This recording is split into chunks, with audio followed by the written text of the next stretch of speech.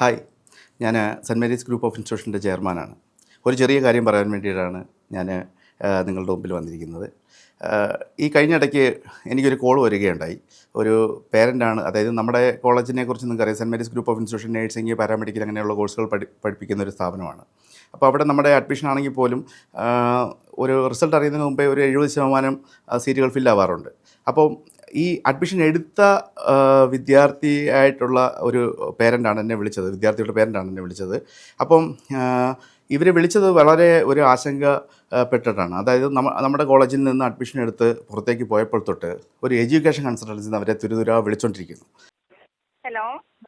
Hello, നമസ്കാരം madam. നമസ്കാരം. ഞാൻ നമ്മുടെ കൊല്ലത്തുള്ളൊരു മേഡം എനിക്ക് നമ്പർ തന്നിട്ട് വിളിക്കാം.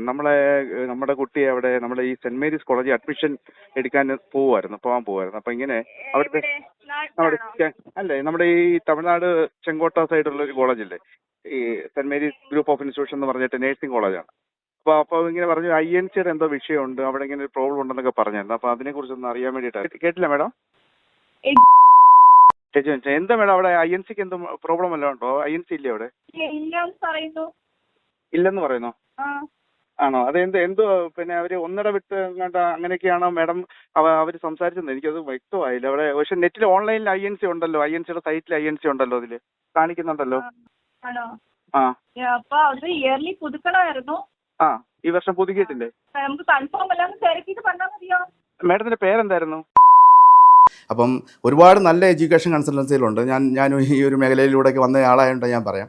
എങ്കിലും ചില ആൾക്കാർ നമ്മളെ തെറ്റിദ്ധരിപ്പിക്കുന്നതായിട്ടും, അതേപോലെ നമുക്ക് ഉള്ള ഇപ്പം പിന്നെ നമ്മുടെ യൂണിവേഴ്സിറ്റി INC TNC ഇങ്ങനെയുള്ള അപ്രൂവൽ ഇല്ല എന്നൊക്കെ പറഞ്ഞ് ഒരുപാട് പേര് ഇങ്ങനെ മറ്റുള്ള രീതിയിൽ പറയാറുണ്ട്. അപ്പം ഞാൻ ഏജൻസികളോടും കൂടെയാണ് പറയുന്നത്, നിങ്ങൾ നല്ല കോളേജുകൾ നല്ലതായിട്ട് തന്നെ പറയുക. അതേപോലെ തന്നെ ഈ പിന്നെ കുട്ടികളെ അഡ്മിഷൻ എടുത്ത കുട്ടികൾക്ക് ഒരുപാട് ആശങ്ക പെട്ടാണ് അവർ നിൽക്കുന്നത്. കാരണം ഇനി എങ്ങനെ കോളേജിലേക്ക് വരണം, അല്ലെങ്കിൽ അവർക്ക് സാമ്പത്തികമായിട്ടുള്ള കാര്യങ്ങളൊക്കെ. അപ്പോൾ അവരെ വിളിച്ചിട്ട് നമുക്ക് ഇതുപോലെ പറയുമ്പം ഞാൻ അതിൻ്റെ ഒരു ഓഡിയോ ഞാൻ അവരെ തിരിച്ചു വിളിച്ചിരുന്നു. അതിൻ്റെ ഓഡിയോ ഞാൻ ഇതിൻ്റെ കൂടെ കൊടുത്തിട്ടുണ്ട്. മേഡം, എൻ്റെ പേര് അഡ്വക്കേറ്റ് PV ബിനു എന്നാണ്. ഞാൻ സെന്റ് മേരീസ് കോളേജിന്റെ ചെയർമാനാണ്. സ്റ്റാഫുകളെ പറഞ്ഞ കാര്യങ്ങൾ മനസ്സിലാക്കിയിട്ട് നല്ല രീതിയിൽ നീ ചെയ്യുന്നതോ, നീ മറ്റുള്ളവരെ ഹെൽപ്പ് ചെയ്യുന്നതോ, നീ എഡ്യൂക്കേഷൻ ഫീൽഡിൽ പിന്നെ മറ്റുള്ളവർക്ക് ഗൈഡൻസ് കൊടുക്കുന്നതൊക്കെ നല്ലതാണ്. പക്ഷേ നന്നായിട്ട് എല്ലാ കോളേജിനെ കുറിച്ച് ഇപ്പൊ നല്ല കോളേജ് നല്ലതാണെന്ന് പറഞ്ഞ് നീ കൊണ്ടാക്കും, നിനക്ക് അതിന്റെ ഒരു പുണ്യം കിട്ടും. അത്രേ ഉള്ളൂ. നമ്മളല്ലാതെ ആവശ്യമില്ലാതെ മറ്റുള്ളവരെ ഗൈഡ് ചെയ്ത്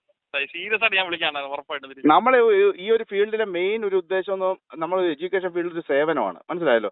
അതിനെ ആ ഒരു എത്തിക്സ് വെച്ചുകൊണ്ട് മാത്രമേ നമ്മൾ ഈ ഫീൽഡിൽ നിൽക്കാവൂ.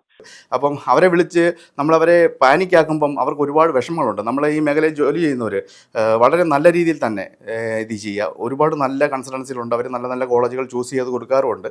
അപ്പോൾ ഇങ്ങനെ ഉള്ള ആൾക്കാരെ നിങ്ങൾ മനസ്സിലാക്കുക. അപ്പോൾ നമുക്ക് അങ്ങനെ എന്തെങ്കിലുമൊക്കെ വിഷയം, ഇപ്പം എന്നോട് അവർക്കൊരു കമ്മിറ്റ്മെൻറ്റ് ഉണ്ടായിരിക്കും അവരെന്നെ വിളിച്ചിരിക്കുന്നത്. പക്ഷേ നമ്മൾ തീർച്ചയായിട്ടും ഇങ്ങനെയുള്ള ആൾക്കാരെ അകറ്റി നിർത്തുക. അതേപോലെ തന്നെ ഇനി ഇങ്ങനെയുള്ള കൺസൾട്ടൻസികൾ ഇങ്ങനെയുള്ള കാര്യങ്ങൾ ചെയ്യാതിരിക്കാൻ ശ്രമിക്കുക. ഞാൻ എൻ്റെ ഓഡിയോ ക്ലിപ്പ് കൂടുതലായിട്ട് ഞാൻ പറയുന്നില്ല, ഓഡിയോ ക്ലിപ്പ് ഇതിൻ്റെ കൂടെ ഞാൻ കൊടുത്തേക്കാം. Thank you.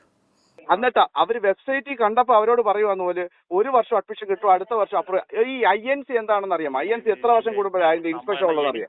ഞാൻ 3 വേണോ, അല്ലെങ്കിൽ നിനക്ക് കമ്മീഷൻ തരണോ എന്നൊക്കെ ഉള്ള രീതിയിൽ. അതുകൊണ്ടല്ല മോനെ, ആരെടുത്ത് സംസാരിച്ചാലും നല്ല രീതിയിൽ തന്നെ കാര്യങ്ങൾ പറഞ്ഞ് മനസ്സിലാക്കുക. ഓക്കെ, ശരി, താങ്ക് യു.